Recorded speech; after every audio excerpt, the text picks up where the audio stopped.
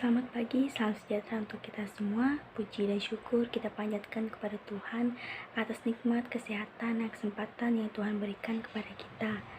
Pada kesempatan kali ini, saya akan menyampaikan materi presentasi yang berjudul Pengembangan Kreativitas Anak Usia Dini.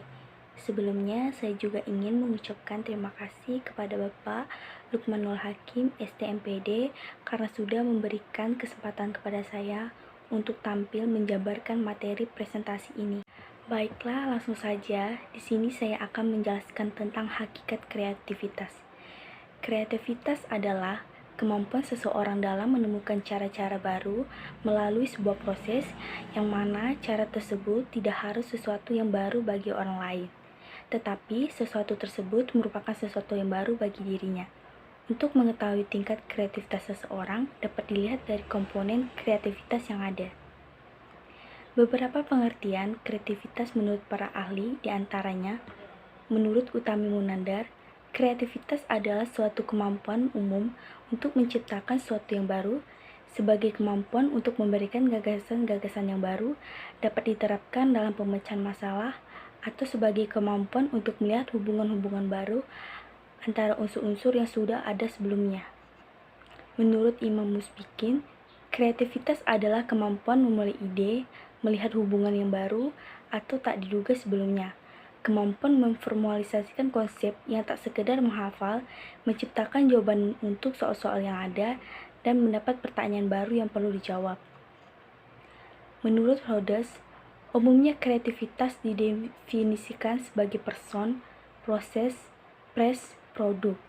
Keempat P ini saling berkaitan, yaitu pribadi, kreatif yang melibatkan diri dalam proses, kreatif dan dengan dorongan dan dukungan, dari lingkungan, menghasilkan produk kreatif. Menurut Torrance, kreativitas adalah proses merasakan dan mengamati adanya masalah, membuat dugaan tentang masalah ini, menilai dan menguji dugaan atau hipotesis, kemudian mengubah dan mengujinya lagi, dan akhirnya menyampaikan hasil-hasilnya. Selanjutnya, kreativitas anak usia dini. Secara ilmiah, perkembangan anak berbeda-beda baik dalam bakat, minat, kreativitas, kematangan emosi, kepribadian, keadaan jasmani, dan sosialnya. Selain itu, setiap anak memiliki kemampuan tak terbatas dalam belajar yang telah ada di dalam dirinya. Untuk dapat berpikir kreatif dan produktif, anak akan beraktivitas sesuai dengan minat dan potensi yang dimiliki dirinya. Pengembangan kreativitas anak harus diberikan stimulasi dari mulai usia dini, sehingga anak akan terasa untuk berpikir kreatif dan memungkinkan manusia menjadi berkualitas dalam dirinya. Salah satu pendekatan yang dilakukan pada anak usia dini untuk merangsang dan mengembangkan kreativitas anak adalah dengan kegiatan bermain yang dilakukan di lingkungan dengan menggunakan sarana, alat permainan yang edukatif dan memanfaatkan berbagai sumber belajar dengan menggunakan media permainan, yaitu media pembelajaran dengan bentuk kartu bergambar yang di dalamnya terdapat tulisan gambar atau tanda pengganti bilangan yang bervariasi. Proses dan ciri kreativitas. Dalam proses kreatif ternyata perlu melalui beberapa tahap. Berdasarkan teori Wallace, terdapat 4 tahapan dalam kreatif. Adapun yang dimaksud keempat tahap kreativitas adalah sebagai berikut. Yang pertama, tahap persiapan. Selama tahapan ini, kita menyelidiki suatu masalah, menerapkan diri kita pada analisis yang sulit, sadar, sistematis, tapi belum membuahkan hasil apapun. Pada tahap ini, pemikiran berpusat pada pekerjaan awal yang disadari, di mana otak mulai mengumpulkan informasi dan data yang berfungsi sebagai dasar atau riset untuk karya kreatif yang sedang terjadi. Setelah itu, pemikiran pun mulai menjadi akrab dengan masalah yang sedang diselidiki, lalu mencoba mencari solusi terhadap masalah tersebut dengan cara belajar berpikir, mencari jawaban, bertanya pada orang lain, dan lain sebagainya. Yang kedua, tahap inkubasi. Menurut Klein, pada tahap ini kita berhenti berpikir secara sadar mengenai masalah tersebut dan membiarkan pikiran kita tidak sadar untuk mengambil alih. Wallace menyarankan untuk menseriusi tahap inkubasi ini, kita harus berelaksasi dan berhenti berpikir mengenai hal tersebut. Kita harus menghindari hal-hal yang mungkin mengganggu pikiran kita, seperti membaca materi yang serius. Yang ketiga, tahap pencerahan. Menurut Fajruddin, tahap pencerahan dikenal sebagai pengalaman, yaitu saat sebuah gagasan baru muncul dalam pikiran, seakan-akan dari ketiadaan untuk menjawab tantangan kreatif yang sedang dihadapi. Tahapan ini sering terjadi ketika seseorang sedang mengerjakan sesuatu yang tidak berkaitan dengan upaya kreatif. Tahap ini merupakan titik tolak ketika gagasan baru berpindah dari alam pikiran tidak sadar ke alam pikiran sadar. Hal ini mudah dicapai dalam keadaan santai dan bebas tekanan. Yang keempat, tahap pelaksanaan atau tahap pembuktian.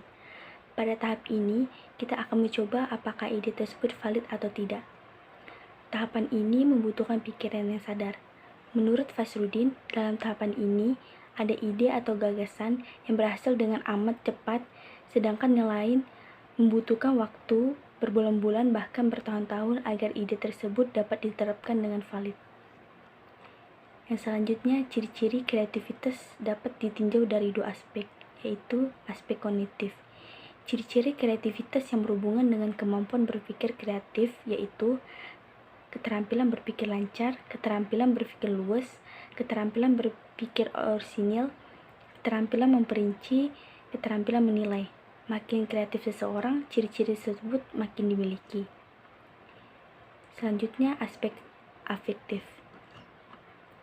Ciri-ciri kreativitas yang lebih berkaitan dengan sikap dan perasaan seseorang yaitu rasa ingin tahu, bersifat imajinatif, merasa tertantang oleh kemajemukan, sifat berani mengambil resiko, sifat menghargai, percaya diri, keterbukaan terhadap pengalaman baru, dan menonjol dalam salah satu bidang seni. Yang selanjutnya, kreativitas dan kecerdasan jamak anak usia dini. Kreativitas adalah kemampuan untuk menciptakan sesuatu yang baru, baik yang benar-benar merupakan hal baru atau sesuatu ide baru yang diperoleh dengan cara menghubungkan beberapa hal yang sudah ada dan menjadikannya suatu hal baru. Selain itu, kreativitas adalah hal-hal yang membuat kita takjub dengan hal-hal yang baru, karena kreativitas bisa mewujudkan ide-ide cemerlang kita. Selanjutnya, faktor pendukung kreativitas anak usia dini. Dalam pengembangan kreativitas, ada 4 hal yang harus diperhatikan dan dapat mendukung pengembangan kreativitas anak, yaitu yang pertama, pemberian rangsangan mental dari aspek kognitif maupun kepribadian, serta suasana psikologis.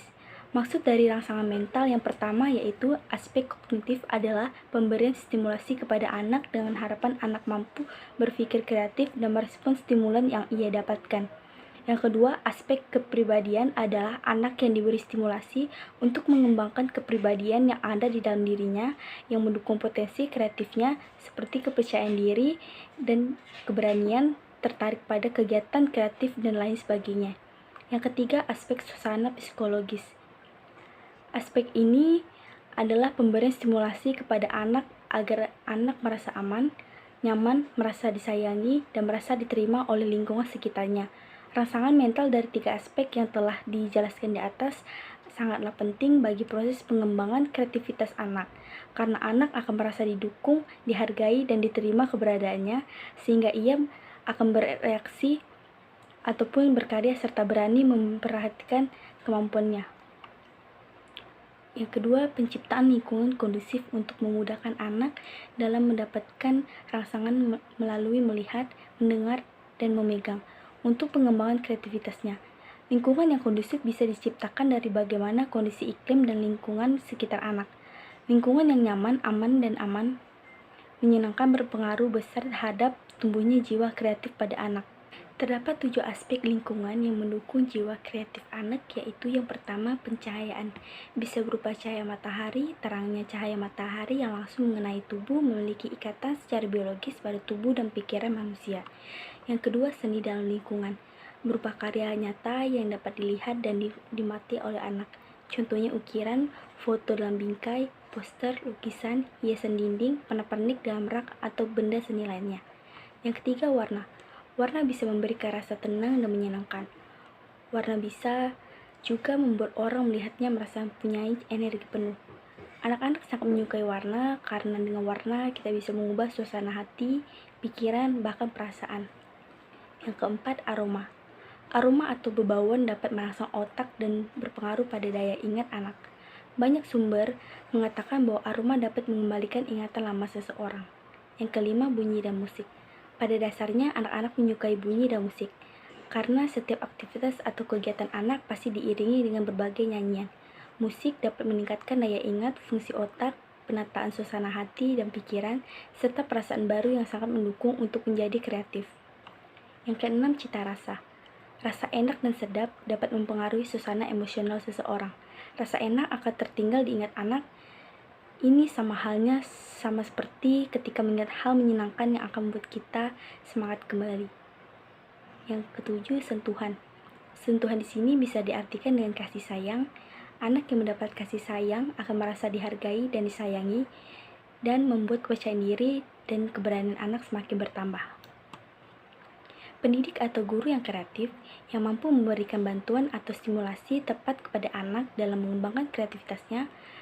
Guru adalah tokoh utama yang berperan sangat penting dalam proses pengembangan kreativitas anak, khususnya di lembaga pendidikan.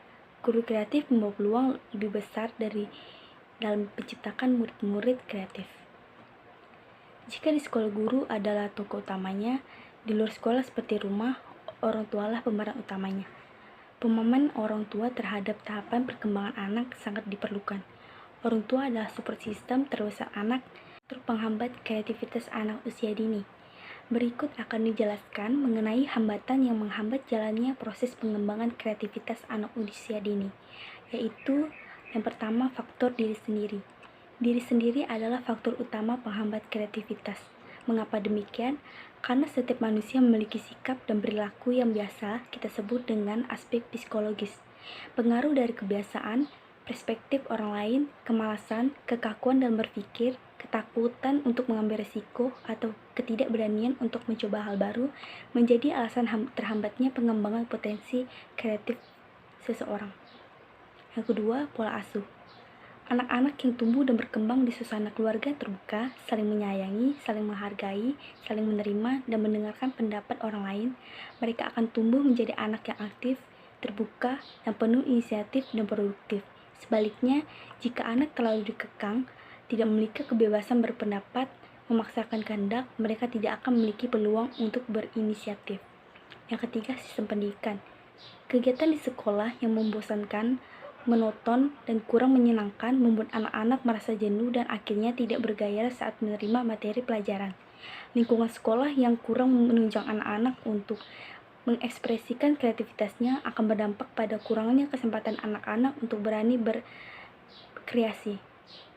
Sekian materi yang dapat saya presentasikan. Mohon maaf yang sebesar-besarnya apabila ada tutur kata maupun tindakan yang kurang berkenan. Terima kasih.